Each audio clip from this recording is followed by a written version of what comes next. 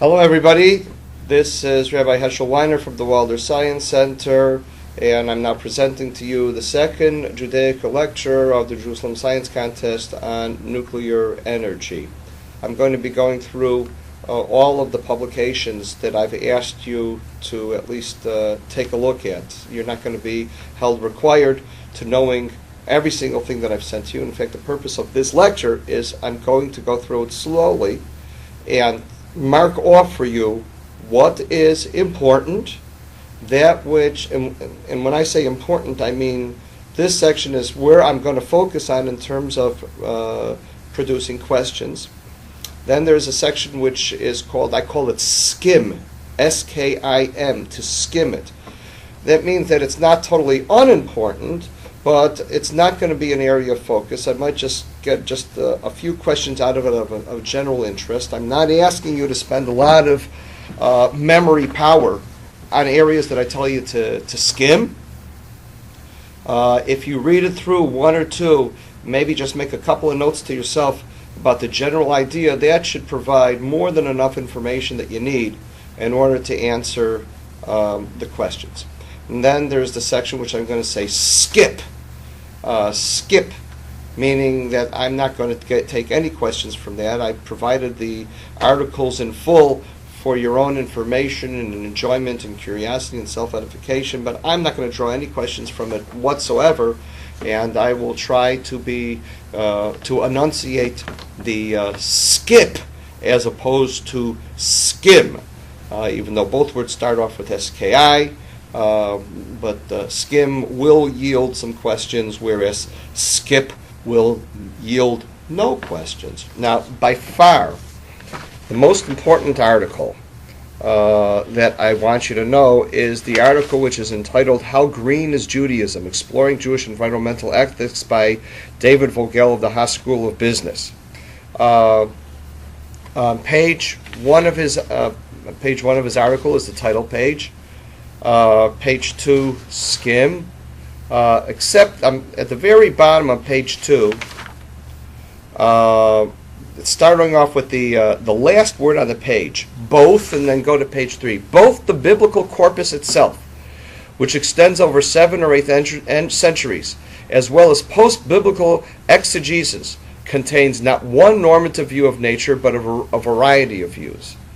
So what he's saying is that when you're talking about Judaism's approach to the obligations of man towards nature, there is not just one approach, there's not just one opinion, there is a variety of views. And next paragraph is important. That's the difference between the anthropocentric value, everything is for man, versus the eco or biocentric value, and that is that the creation itself is a form of praise of God, and we have to take care of the environment because that is a service of God. Next paragraph, important. Specifically, Judaism does not regard the preservation or protection of nature as the most important societal value. It holds that humans are not just a part of nature, but have privileged and distinctive moral claims. It believes that nature can threaten humans as well as the obverse. It argues that nature should be used and enjoyed as well as protected. In short, the Jewish tradition is complex. It contains both green and non-green elements. It is both inappropriate to overemphasize the former, as have some Jewish environmentalists, or the latter, as have some environmental critics of Western religion. That means that even though we do find in the Torah the concept about the anthropocentric value and also the biocentric value, it would be erroneous to overemphasize either one of them. We find a mix in Judaism. Next paragraph. In Jewish tradition, humans have both moral claims on nature, and nature has moral claims on humans. But neither claim is absolute. Nature both exists for the sake of humans and for its own sake. Turn to page 4. The key contribution of ancient medieval Jewish texts to the contemporary environmental discourse lies in the concept of balance. That's important. Balance. balance between the values and needs of humans and the claims of nature. The teachings of Judaism challenge both those who would place too low a value on nature, as well as those who would place too high a value on it. The next section, anthropocentrism and ecocentrism. That is important. Take a look at on page 4.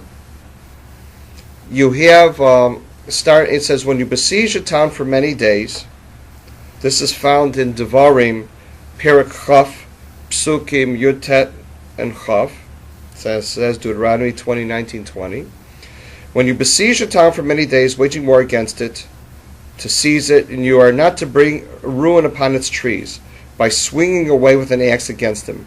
For from them you may eat, and you are not allowed to cut them down. For are the trees of the field human beings to come against you in a siege? Only those trees which you know that they are not trees for eating, them you may bring to ruin and cut down, that you may build siege works against a town that is making war against you until its downfall. So the Torah tells you that when you're putting a siege on a city, you're not allowed to cut down fruit trees. That is bal tashchit, that's destruction of a food source.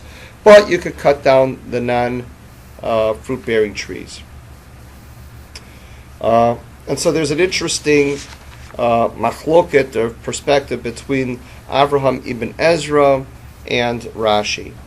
Ibn Ezra writes, one interpretation of this passage, this is the bottom of page 4, expressed by the medieval Jewish commentator Ibn Ezra, is that we should not destroy the fruit trees because our lives are dependent on them and the food that they produce. Thus, destroying the fruit trees is forbidden because it is not in the long-term interest of humans. However, the medieval Jewish scholar Rashi offers a rather different interpretation. He asks rhetorically, are trees like people that they can run away from an advancing army and take refuge in town? Of course not. They are innocent bystanders. Therefore, don't involve them in your conflicts and don't cut them down.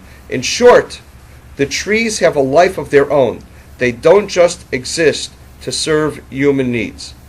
The former interpretation of Ibn Ezra is anthropocentric. It evokes the concept of sustainable development. We are permitted to pick the fruit, but not destroy the fruit tree because the fruit is a renewable resource, while the tree is presumably not. The later interpretation is ecocentric or biocentric. It makes no reference to human needs. It posits that trees have an intrinsic value that is independent of human welfare concerns. In other words, why cut down a fruit tree? He's not involved in the war. But then, if you're going to use that, if you're going to use that logic, then you say, well, then why cut down the non-fruit trees? Because they're also not involved in the war. So the way to answer that is, well, it's true. Rashi is not trying to argue with the Ibn Ezra that a fruit tree is a food source. The overriding factor is you have a siege on the city and you need materials in order to complete the downfall, the siege of the city. So you do need materials. That's a human requirement, and the anthropocentric concept is that those trees are there for to be used still. But God says you have to have balance. Yes, you may use trees, but at the same time, also don't forget that trees are my creations and they have an intrinsic value of their own. So you have to make a decision, and the decision you make is use the non-fruit-bearing trees because the fruit-bearing trees are also an additional food source.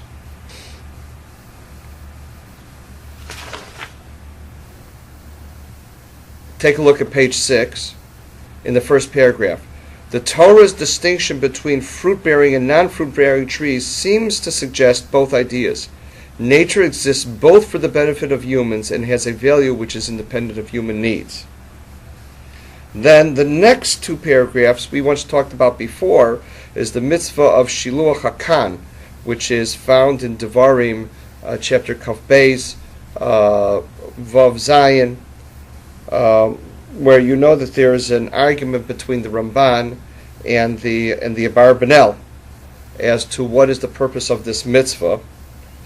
Take a look in the second paragraph and the third paragraph on the page. According to Don Yitzchak Abarbanel, God has commanded us not to destroy that which generates progeny, adding that this commandment is given not for the sake of the animal world, but rather so that it should be good for humankind when creation is perpetrated, so that one will not be able to partake of it again in the future. So that one will be able to partake of it again in the future. Okay. However, the Ramban at the bottom of the page views this commandment in terms of its ecocentric understanding of value of species preservation. According to this interpretation, at the top of page 7, Scripture will not permit a destructive act that will bring about the extinction of a species, even though it has permitted the ritual slaughtering of that species for food. He who kills the mother and offspring on one day is considered as if he destroyed the species. And what Vogel is trying to say, and what apparently the Ramban seems to be saying, is that it's not because you're destroying a food source. It's because you're eliminating one of God's creations from the world. That's not our choice. Now, this next paragraph, which starts, a similar ambiguity informs various interpretations of the creation story. Specifically, what is the significance of the fact that man was created on the sixth day and the creation of the after the creation of the entire natural world? According to the Talmudic tractate Sanhedrin, our masters taught man was created on the eve of the Sabbath, and for what reason? So that in this case, his heart grew proud. One might say to him, even the gnat was in creation before you were there. So that is obviously ecocentric. And others to say is that even the tiniest bug is more important than you, so you need to be humble. Yet a medrash compiled in the early Middle Ages offers an anthropocentric perspective. It was God showing the Garden of Eden to Adam and saying to him, all I've created for you. Why did God create man at the end of the work of creation? So that he may directly come to the banquet. One can compare it to a king who constructed palaces, embellished them, and prepared a banquet. Only then did he invite his guests. And humanity, created at the end, is because we're the guests. God wanted to prepare the whole world so that he can bring the important guests in. So that is anthropocentric. And then he continues on, the last paragraph on page 7. Indeed, both relations of man to nature are expressed at the very beginning of the Chumash. And the pasuk is, let them have dominion over the fish of the sea, the fowl of the heavens, the animals of the earth. This passage has been frequently cited as the basis for the claim that the Bible legitimates, even commands the exploitation of nature by humans. That's the anthropocentric view. However, a classical rabbinic medrash on this passage suggests a more nuanced interpretation. And this is found in the medrash on Koheles that we mentioned once before. When God created Adam, he led him past all the trees in the Garden of Eden and told him, see how beautiful and excellent are my works. Beware lest you spoil and ruin my world. For if you spoil it, there is nobody to repair it. Moreover, it is followed in verse 30 by a clear restriction of man's domination of nature. People are permitted to eat plants. Only permitted to eat plants. And the second creation story, God places man in the Garden of Eden and instructs him to work and to watch it, which explicitly invokes the principle of stewardship, which is, it's arguably ecocentric and also anthropocentric. Ecocentric is because we're supposed to guard nature because it's a creation of God which needs to be guarded and admired.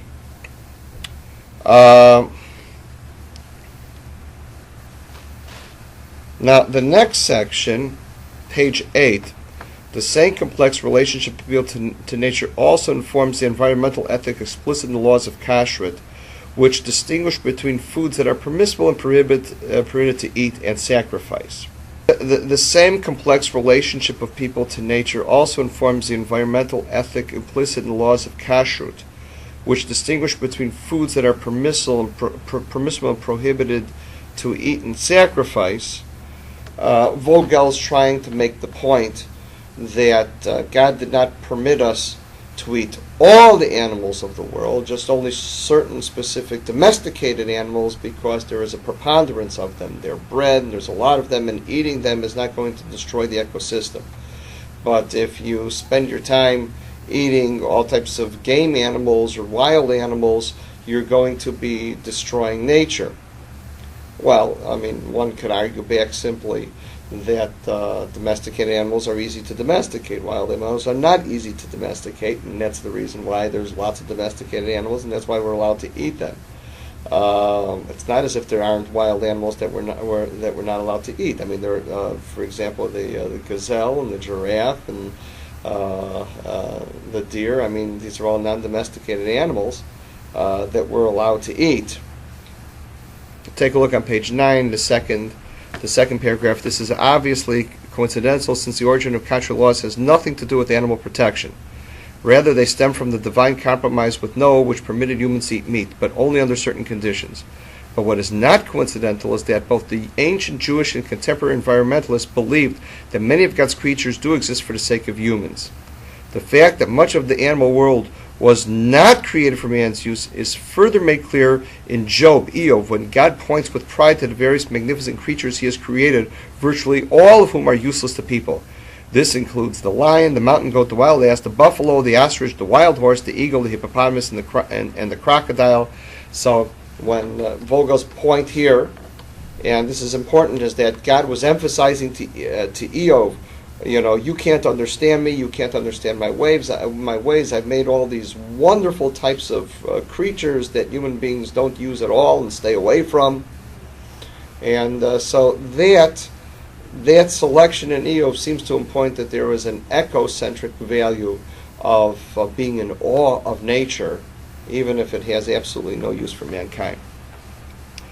Then he starts to talk about that Shabbos, that the main point of Shabbos is to teach humanity that his rule over nature is not absolute. Just by the mere fact that we have to take one day of the week, and during the Shemitah year, 1 year out of every 7, to desist and cease from manipulation of the environment, is supposed to be a reminder to us that even though we were vested with great authority over the environment, it's not absolute. Page 10, skim.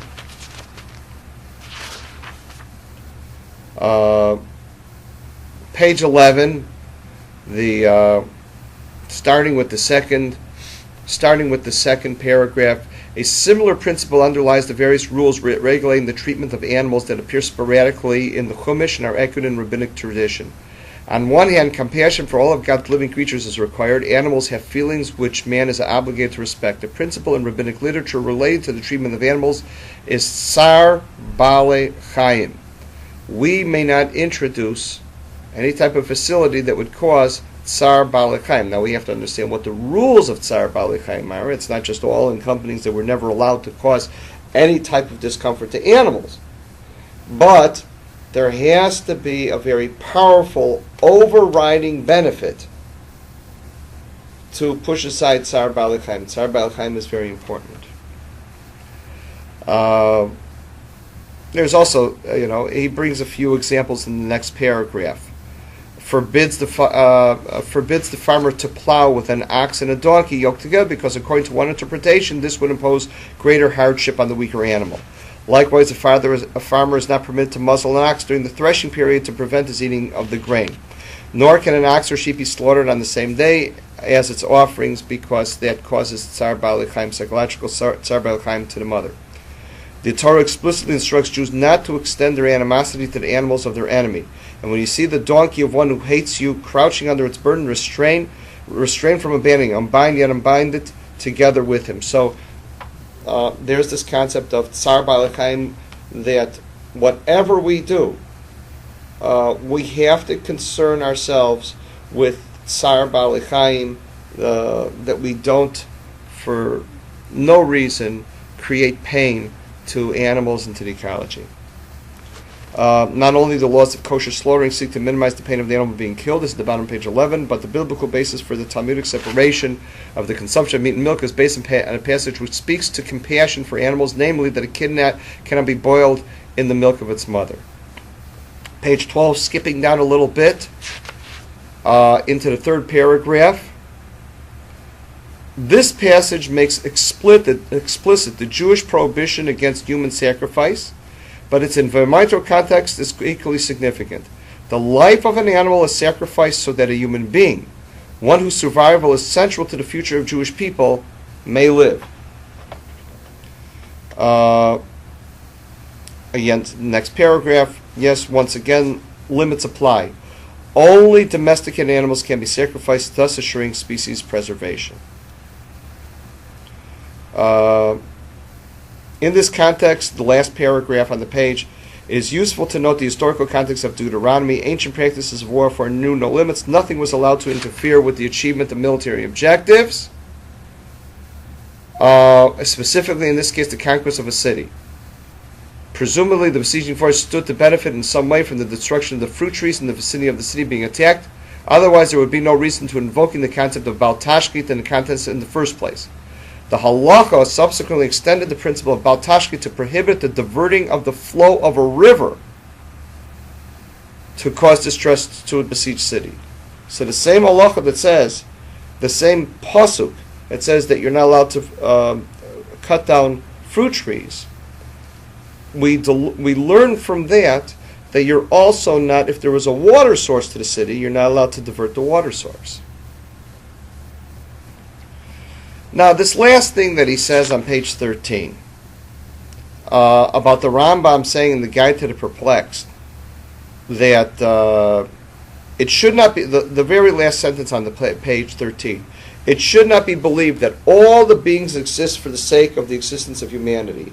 On the contrary, all the other beings too have been intended for their own sakes and not for the sake of something else.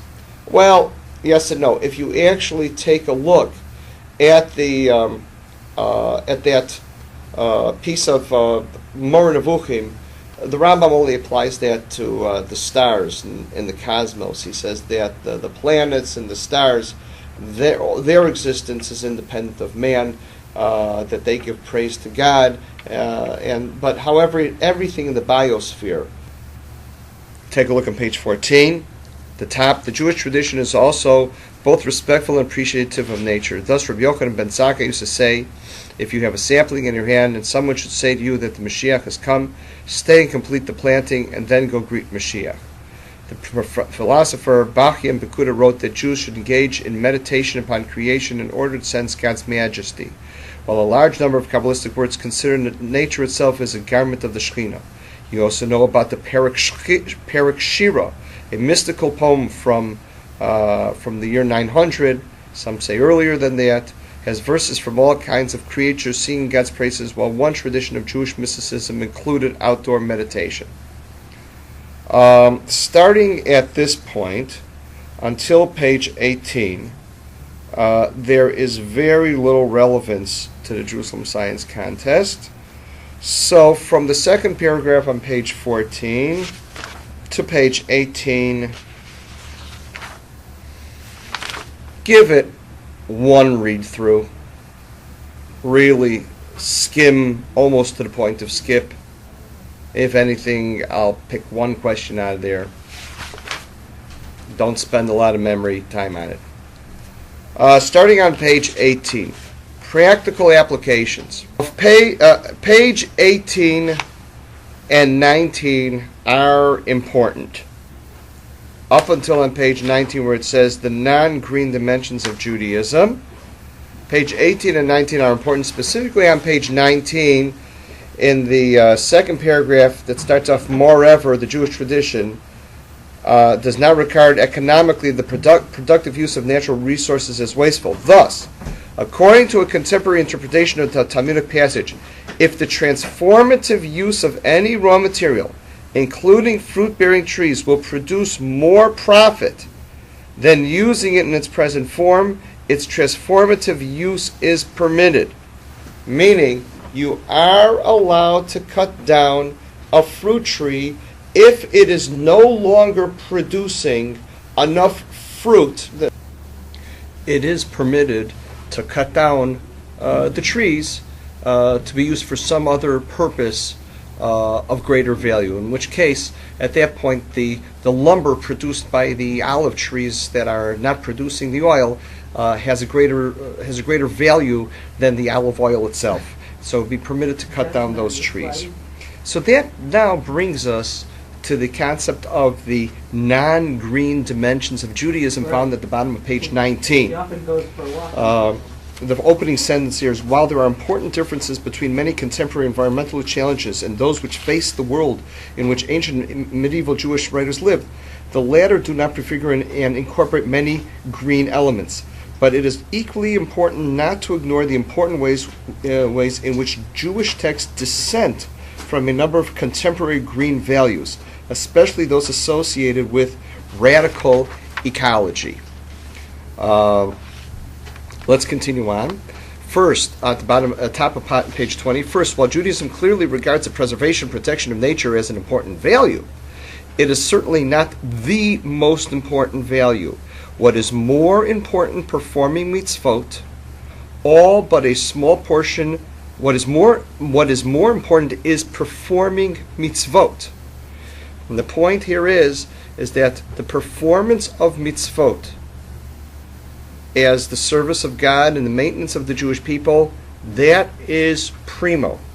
All of the regard for the environment and the respect for the environment is I don't want to use the term subjugated, but it is secondary to this main goal of making it possible for Jews to perform the mitzvot. What is more important is performing mitzvot, all but a small portion of which deal with the relationship of people to God and each other. Of the 10 commandments, only one, the commandment to keep the Shabbos, has even a remote relevance, and I'm glad that he wrote the word remote, because it really is remote. I mean, basically, just as we said before, Shabbos reminds us that we are not complete masters of nature because we have to stop from using nature for one day out of 7. It has even a remote relevance to the relationship of people to nature. Skip the next question. Okay. A similar ratio likely holds for the hundreds of other commands Jews are required to observe. For Judaism, how people relate to their God and how they relate to each other are more important than how they treat nature. Treating nature with respect and reverence is not incompatible with the former, but neither can it be considered a substitute for revering God and respecting other human beings. In this important sense, Judaism may contain green elements, but it is not a green religion. And I can't overemphasize that statement. We have many rules that require us to respect the environment. But we have not made, Judaism does not make respect for the environment as the core of the religion. And that's different than current day environmentalists that being concerned about animal rights, tree rights, dolphin rights, that has become their religion. That is not the Jewish religion. We have to be concerned about trees and whales and, other things. But that's not our primary goal. Animals don't have rights. Humans have responsibilities towards their treatment of the environment. Next paragraph. Second, the notion that humans are not just part of a nature, but have a distinctive and privileged moral claims is an integral part of Jewish thought. Thus, preserving and maintaining human life is more important than protecting and preserving nature. It is true, humans are part of nature, but humans are not just a part of nature. It's not that the focus is on the entire system. The focus is on the human's responsibilities towards God, towards society, and human responsibility towards nature. It is significant that none of the numerous restrictions of man's use of nature and Judaism endanger human life or society, though some, such as the restrictions on which animals can be eaten, may at times make its maintenance more difficult. But Jewish concern for nature stops where the preservation of human life begins.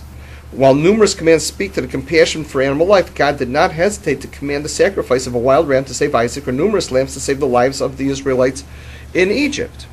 And similarly, today in terms of medical issues, in research in which laboratory animals are used, some of the experiments might engender pain for the animal. The Torah does not prohibit inflicting that type of pain as long as the researcher inflicts the least amount of pain possible, and can find, if the researcher can find an alternative, painless approach, that's incumbent upon the researcher to do so. These are the responsibilities of the Torah. But if no such alternative is available, or that the information which will lead to the preservation of human life that can be extracted from the experiment cannot be, it will be best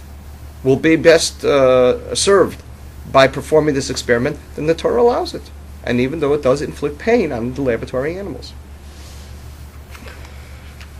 Thus, the Jewish tradition holds that while humans do have responsibilities for animals, I'm at the last line on the page 20, these responsibilities should not come at the expense of human welfare.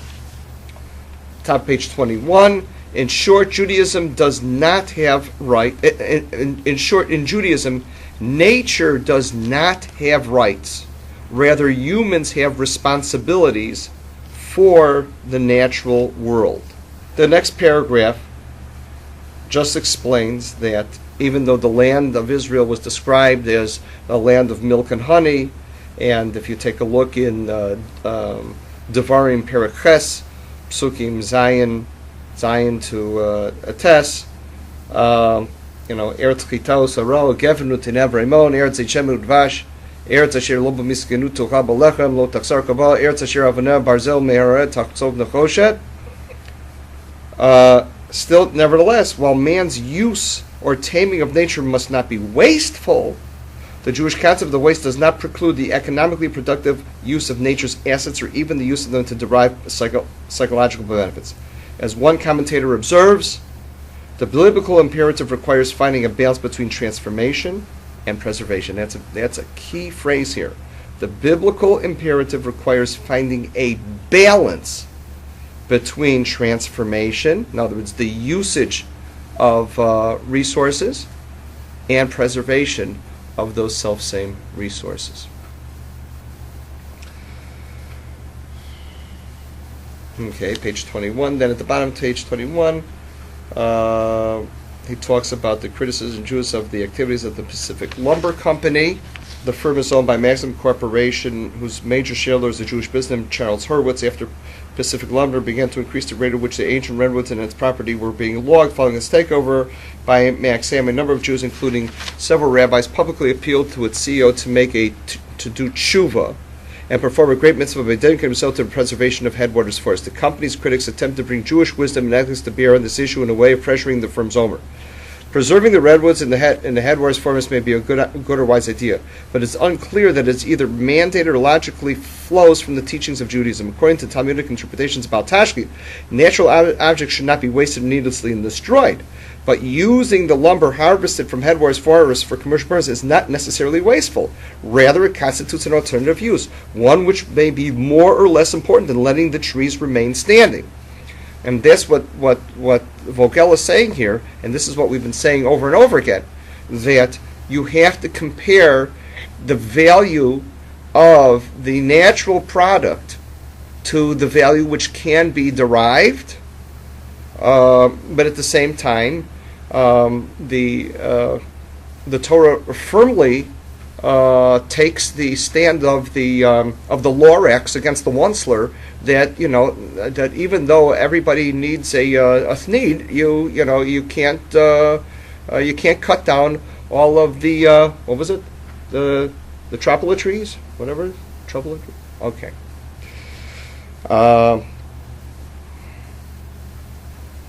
What the Jewish tradition does require is that these trees be harvested in a sustainable, non-exploitive way, one that strikes an appropriate balance between the need to protect what God has created and the needs of humans to sustain life.